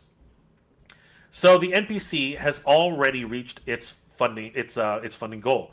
They've got 239% funded. All nine unlocks have been cleared, and the window still has 23 days left. Let's take a look at this one to start. Then we're going to take a look at the next one. All right, so it looks very similar to what you would expect from platforms like Indiegogo, Kickstarter, all of those types of crowdfunding platforms. So, non-playable characters, wave number 1. All right. There's obviously the first set of characters. Still has 23 days, 3 hours, and 40 minutes to go. It's already reached 100% and has unlocked multiple tiers. Everything's unlocked. All nine tiers have been unlocked. And it's 239% funded. Let's see here. So, we're in the launch window now. It'll go into pre-production in the next stage after funding. And then production as well. They'll talk to us about that. And, of course, shipping. Great stuff. NPC figures are non-limited to single storyline universe. Each character design work alongside a wide variety of 1/12 scale action figures, allowing collectors to create original environments and connect figures from across their collections, build a criminal organization around the mob boss, stage a live report with the news anchors, create a school event with cheerleaders, deploy SWAT commander and SWAT accessory kits when the situation escalates, display the figures individually or combine them to create larger evolving worlds. NPC is how you bring the story to life. Interesting. All right. So here we go. We have the mob boss, the cheerleader, team captain. We have the news anchor, primetime, SWAT commander, and we have the accessories kit. Let's have a look first at. Actually, no. There's not. Actually, sorry here. The founder's price is $36.99. So what does that mean for the actual retail price? Is it going to be much more expensive? Interesting. All right. The unlockable bonus items. So they also had the SWAT commander bonus unlocks, different faceplates, and a shotgun. So that was unlocked. We have the founder edition cheerleader flyer basic. This one is $29.99. So the unlock, I believe, means that it's already been added as a bonus, which is awesome. For the cheerleader, we can order this version of the cheerleader herself. And the bonus items for her are alternate portraits, alternate hair, and a gym bag. That's sweet. The founder edition for the SWAT operator basic. This one can also have an alternate portrait, a shotgun, a wine bottle, and wine glass. That's actually the mob boss accessories. The police accessories, the SWAT accessories, wow. Multiple different hand accessories, different face swaps, a new neck, because obviously the other neck is a different color, a hat, a baseball cap, shades, donuts, flasks if he's a drunk, cup of coffee, grenades, megaphone, rocket launcher, another what's it called, M14, I guess, and a riot shield and sidearm. Freaking amazing. There's also another cheerleader basic, so another version of the cheerleader. The news anchor also comes with a sword, a bat, brass knuckles, dynamite, and grenade. What the heck? Seriously? Again, these ones are included with different characters. And of course, there's another news anchor edition. So all of these have been unlocked, and you can pre-order them right now. And yeah, that is crazy. So there's a story, there's the updates. So yeah, everything, this one has gone full tilt, man. Great stuff. And still, 23 days, 3 hours, and 36 minutes to go. Not bad. Not bad at all. Let's go check out one of the next projects. So let's check out Monster Force. All right, here we go. Monster Force, View Project. All right, this project was 100% funded. When did that happen? This one is cleared for launch. It already reached its funding goals. There's no more countdown. It's finished. Funded pre-production, and it's now in production. It's waiting to be shipped. So that was crazy. So you are now able to purchase, and you can still purchase it right now, under the founder's price, apparently. You can still purchase under the founder's price. This price is locked for everyone who pre-orders this product during the launch window. Prices of products may change after the launch window closes. Okay, so for the initial launch, you get it for $39.99. After that, whatever's in stock is a different price. So, Monster Force Dark Directives Major Striker. We have Monster Force Dark Directives The Forgotten King. The Blood Sworn of Dracula Skeletons. The Count Dracula Blood Prince. And then we have the Azure Guard. Those Who Trespass, and the Red Reaper. Wow. Now, these have a waiting list on them. So does that mean that they're sold out? I guess that's what that means. So were these exclusives that were only available during the window, and now you basically have to join their mailing list? But look at the pricing difference. Well, there's no pricing difference right now. It's under founder's price, but you have to join the waiting list. But this is a 2-pack, by the way. Yeah, fascinating. Let's see if there's any other projects which are still upcoming. So the rest of them have been fully funded. And now the tick is shipping now, right now. So let's take a look and see if this is any different.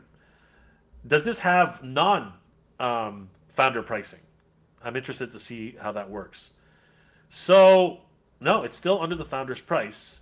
even though it's shipping right now. Fascinating. So cool. There was the Tick Longbox Heroes 1/12 scale, Tick Longbox Heroes Prestige Edition with the shorts, and the Longbox Prestige Radioactive version, which I think Danny actually might have this one. $49.99 for the other two and $39.99 for the founder's price. Interesting. We see all the accessories here. Fascinating. So now this, this of course was done by Big Bag Workshop. So you can see the creators on this side if you guys are interested. So if you're in the project, you can see that the creator is actually Monster Force, right? Under the Big Bad Workshop. And then if we look at Colony War action figures, what do we have here? Once again, this one is Big Bad Workshop. Madman. Also Big Bad Workshop. Interesting. What about NPC? Was that somebody else, or was it? Nope. Looks like it looks like Operation Monster Force was the one which was definitely of interest. But here, who's this? Masked Martyrs and the Black Jet and the Human Bullet. Yeah, there it is. See, this is not Big Bad Toy Store. This is Devil's Bargain Toys, an indie toy company based in Queens, New York, headed by Ed Hellman. The Devil's Bargain verse is a growing up world of pulp fiction heroes, villains, and everything in between. The company has expanded beyond just toys, trying to make the novel Devil's Bargain a bargain Bill's Nedro. Visit Bargain Bin Toy for more information. This is fascinating. So, this is an example of a company who's gone to Big Bad Toy Store for their launch project, and it got fully funded. Absolutely incredible. So, the other thing that I'm interested in is how do you submit your project to be under this crowdfund? What is there a submission process? Much like Kickstarter, I'm fascinated to find out how you can do that, because I don't see anywhere. Okay, hold on. Here it is. The Big Bad Launchpad Dispatch. Follow everything Big Bad Launchpad. Get notified with new project land, windows, and unlocks, clears, and creator post updates. Okay, but is there anywhere that you can sign up for this? All right, let's see what happens here. So there's a whole bunch of FAQs. Let's find out. How do I receive project updates? Well, it's very much like Kickstarter. Does it cost anything to participate? What does the founder pricing mean? What is the launch window? How long does it last? Do I have to order all projects? When will I be charged for order? Are down payments required?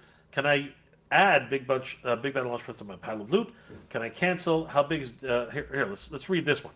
This is important. I want to find out this one.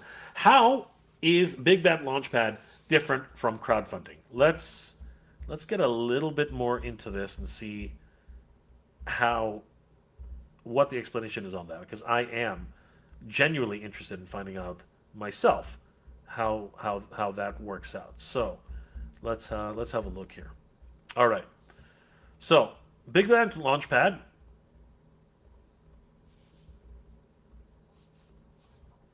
There we go. All right. So here we go. Big Bad Launchpad. Sorry, guys. Let me just do that one more time. There we go. All right. So here we go. Big Bad Launchpad combines collector participation with the convenience of shopping through Big Bad Toy Store. Instead of making a pledge to a creator, collectors place orders directly through Big Bad Toy Store. That's smart. That's really smart. Unlike traditional crowdfunding, not every project on Big Bad Launchpad, not every project on Big Bad Launchpad depends on funding to move forward. That's even more fascinating. Depending on the project type, products may already be confirmed for launch, may expand through collector participation, or may require collector support to move forward. Interesting. That's interesting. So some of them are crowdfund projects. Some of them are just ready for launch, but there is the collector aspect as you are a founder of the Launchpad. That's crazy. That's pretty crazy. Wow. Big Bad Launchpad, everybody. Fascinating. I'm interested. I'm very, very interested. I might actually go in for some of those NPCs. I think they look kind of neat. Let me know your thoughts about this. Crowdfunding crowdfund. I really don't know how to classify it. It's sort of a crowdfund platform. It's basically not. Everything's being done through Big Bad Toy Store, which has its pros and its cons to begin with. But Big Bad Toy Store itself has been a very much a great supporter of action figures, and really one of the better suppliers of action figures, along with Entertainment Earth. All these great independent toy distributors. Big Bad Toy Store is definitely among the, some of the most recognized ones. And now that they're launching their own crowdfunding platform, not just for themselves, but also for other creators, I find this fascinating. Let me know your comments in the comment section below, guys. What are your thoughts about the Big Bad Launchpad? Is it something that you guys will be participating in the future? Are you interested in these new NPC editions of these figures now that they have been fully funded? And are you guys interested in maybe submitting to Big Bad Toy Store somehow? I don't know how it works. But if you are a creator and you would be interested in doing something like that, would you trust Big Bad Toy Store, much like many people trust Kickstarter, to actually handle this type of crowdfunding initiatives? Let me know those comments in the comment section below, guys. This is something like I've never seen before. Bravo, Big Bad Toy Store. Big Bad Launchpad. Very interesting. All right. One other thing I wanted to mention, just before we get off of Big Bad Toy Store, is that they have something came across my radar, which I thought was fascinating, but I'm not really sure how some people are gonna receive it, because it is a bit interesting in and of itself. So some of you guys might remember that G.I. Joe Classified Pythona was a Hasbro Pulse exclusive, but a members only exclusive. It was not available to anyone else, to regular purchasers. It was only available to Hasbro Pulse members. So I myself missed out on that. I didn't have a Hasbro Pulse membership at the time, so I missed out on getting Pythona. But a few days ago, Big Bad Toy Store actually put up a select number of Pythona figures. They're in stock right now for $84.99.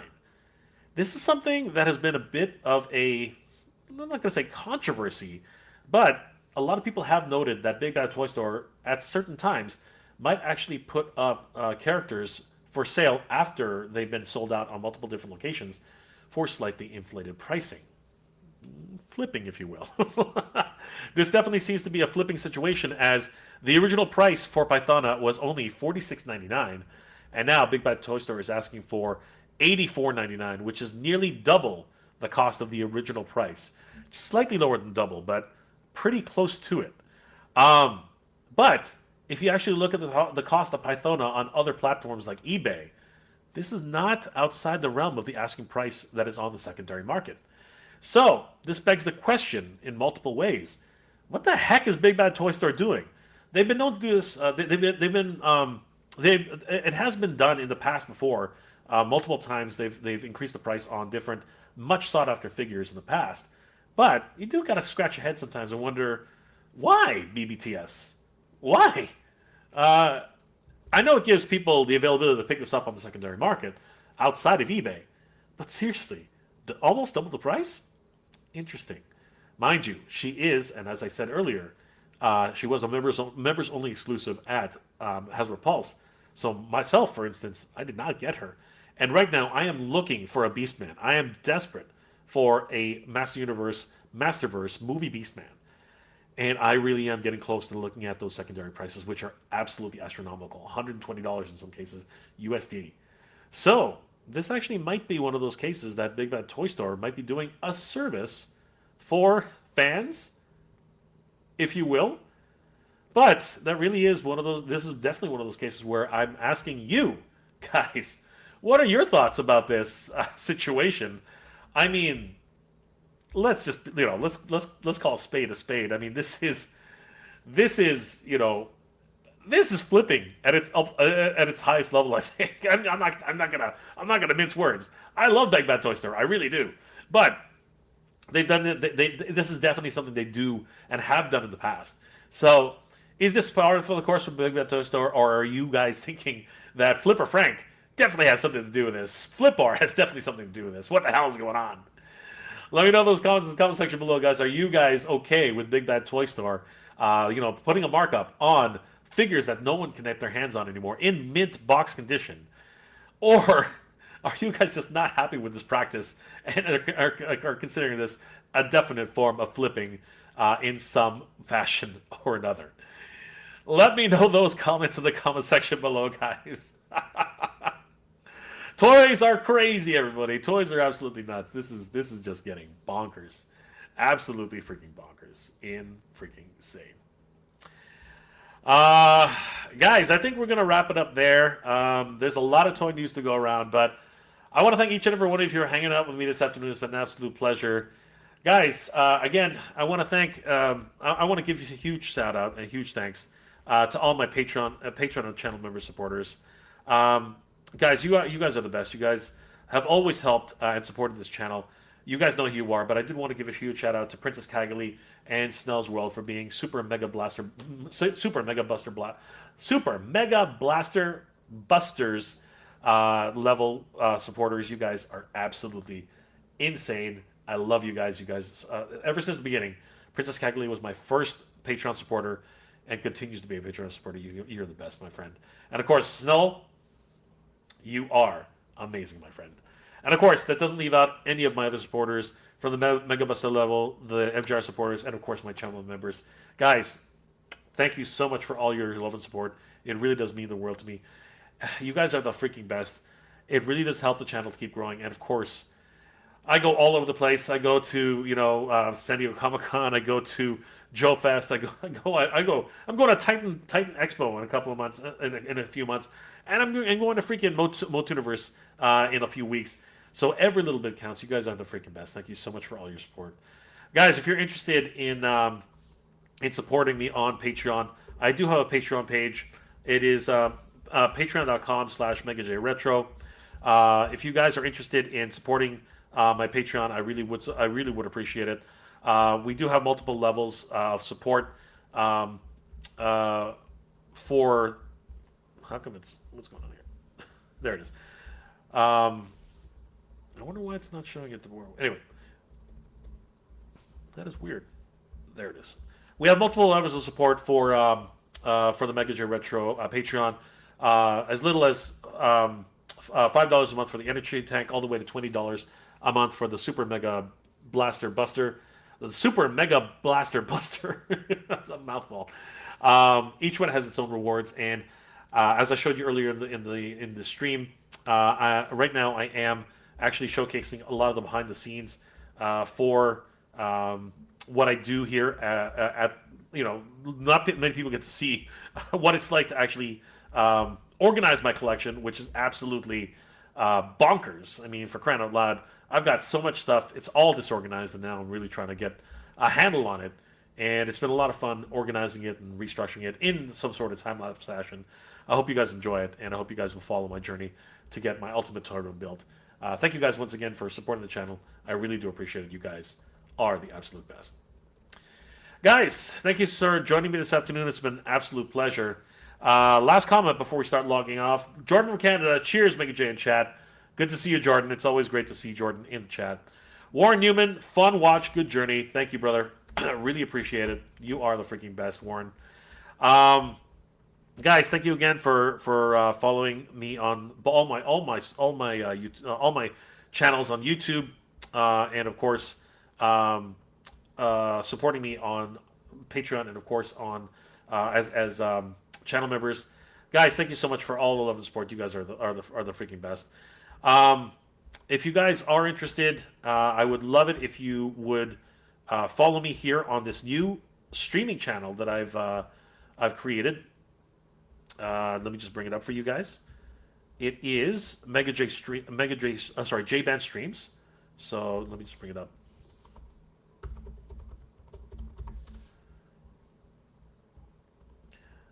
Here we go. So yeah, guys, if you would be interested in following my new channel, J-Band Streams, I'm going to be doing a lot more live streams from this platform, this YouTube page. Sorry, I've already put up some of the behind the scenes that I've been talking about, and one that you watched today.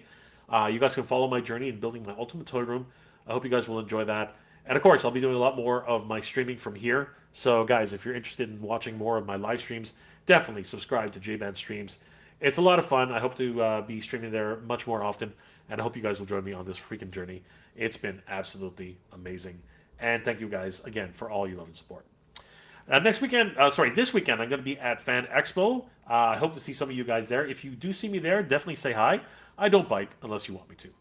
And of course, in a few weeks, I'll be heading over to MOTU Fest in Cincinnati/Kentucky. It's going to be a blast hanging out with all the Masters Universe fans out there.